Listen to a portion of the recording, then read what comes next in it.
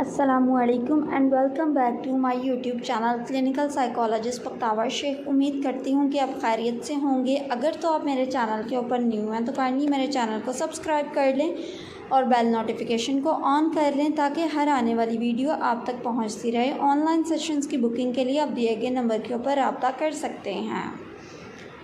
आज की वीडियो में हम बेसिकली देखेंगे कि ईटिंग डिसऑर्डर होता क्या है। ईटिंग डिसऑर्डर बेसिकली एक मेंटल और फिज़िकली दोनों इलनेस है, ठीक है। इसमें एक इंसान को जो है वो अपने खाने पीने की रूटीन, खाना खा लेने से वेट का बढ़ जाने का मसला होना, अपने वेट गेन के बारे में बहुत ज़्यादा इंसान में जो है वो एक स्ट्रेस की कंडीशन रहती है और उसकी वजह से उसके बिहेवियर में भी काफ़ी ज़्यादा चेंजेस आती हैं। तो ये है जो ईटिंग डिसऑर्डर है। अब ईटिंग डिसऑर्डर की कुछ साइन एंड सिम्टम्स हैं जिसकी वजह से हम ये कहेंगे कि ये पर्सन जो है वो ईटिंग डिसऑर्डर का शिकार है। ईटिंग डिसऑर्डर में एक इंसान को खौफ होगा कि उसका जो वेट है वो गेन हो जाएगा। उसको वो क्या खा रहा है, उसकी कैलोरीज़ के बारे में वो बार बार सोचेगा कि वो कौन सी कैलोरीज़ ले रहा है, ठीक है। उसे लगेगा कि मेरा वेट अगर चेंज हो गया तो लोग मेरे बारे में क्या ख़्याल करेंगे। वो अपने खाने पीने की रूटीन जो है वो बिल्कुल डिस्टर्ब हो जाएगी। कभी वो स्किप कर देगा और कभी वो बहुत ज़्यादा खाना स्टार्ट कर देगा। अब उसको ऐसा लगेगा कि अगर मैं खाना खाना शुरू कर दूंगा तो मैं इसके ऊपर जो है वो कंट्रोल नहीं रख पाऊंगा, ठीक है। इसके अलावा अगर उसको ये भी ख़्याल आएगा अगर मैं खाना खा लूँगा तो मुझे जो है वो वॉमिटिंग हो जाएगी। इसके अलावा उसको अपनी यानी कि मेंटेनेंस सोशली तौर पे वो अपने आप को बड़ा मेंटेन और फिट दिखाना चाहता होगा, तो उसको ये ख़्याल आएगा अगर मैं खाना खाऊँगा तो मेरा जो है वो वेट गेन जो हो जाएगा। अब इसका ईटिंग डिसऑर्डर का ड्यूरेशन क्या है। हर इंसान में ईटिंग डिसऑर्डर का जो ड्यूरेशन है वो डिफरेंट है। कुछ लोग जो है वो ज़्यादा देर तक इसका शिकार नहीं रहते हैं, ठीक है। वो यानी कि इसको कॉपिंग स्किल सीख लेते हैं, लेकिन सम टाइम ये होता है कि ये काफ़ी सालों तक लोगों के साथ चलता रहता है। इसमें अहम चीज़ ये है कि वो इंसान जो अपने प्रोफेशनल से हेल्प या ट्रीटमेंट ले रहा है या नहीं ले रहा है, तो ये चीज़ जो है वो बहुत अहम है। अगर आप इसका ट्रीटमेंट नहीं लेंगे तो ऑब्वियसली ये एक लॉन्ग ड्यूरेशन तक चलेगा, लेकिन अगर आप ट्रीटमेंट ले लेंगे तो फिर ये जल्दी ख़त्म हो जाएगा। अब इसकी कॉजेज़ कौन कौन सी होती हैं। इसकी मल्टीपल कॉजेज़ हैं, एक कॉज नहीं है। इसकी जेनेटिकली रीज़न भी हो सकती है, ये उनकी फैमिली पैटर्न ऐसा आ रहा हो जिसमें इनके खाने के बारे में काफ़ी ज़्यादा लोग कॉन्शियस रहते हों। इसके अलावा उसको इन्वायरमेंटल भी होता है, सोशल फैक्टर्स भी होते हैं, ठीक है।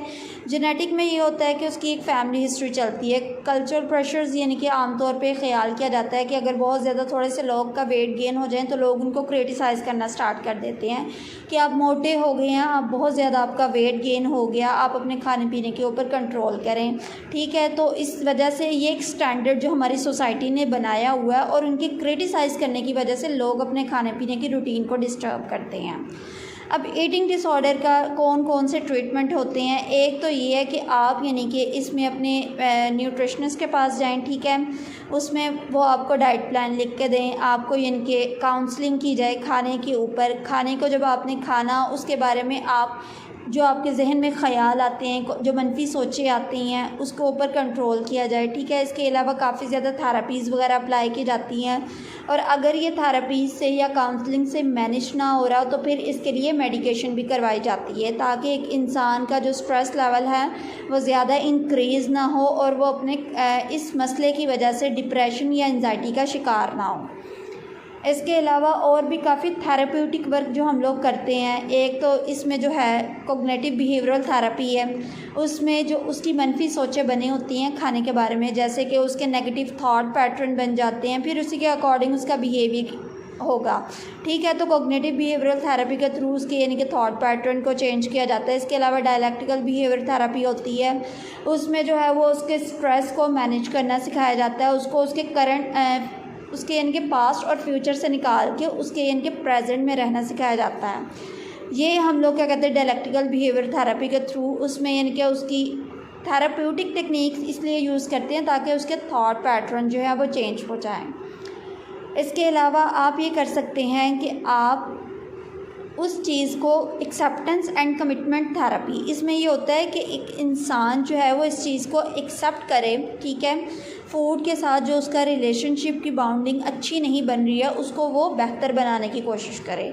इंटरपर्सनल थेरेपी में उसके इंटरनल जो उसके इश्यूज़ और कॉन्फ्लिक्ट्स आ रहे हैं, ठीक है, उसके बारे में यानी कि देखा जाता है कि उस मसले की वजह से उसमें कौन से ऐसे इश्यूज़ आ रहे हैं जिसकी वजह से इंसान को खाने में मसला पेश आ रहा है, वो उसकी इंटरपर्सनल थेरेपी में ये चीज़ देखी जाती है। इसके अलावा कुछ कॉपिंग स्किल्स और कुछ टेक्निक्स होती हैं जो कि एक इंसान के ईटिंग डिसऑर्डर में काफ़ी ज़्यादा हेल्पफुल होती हैं।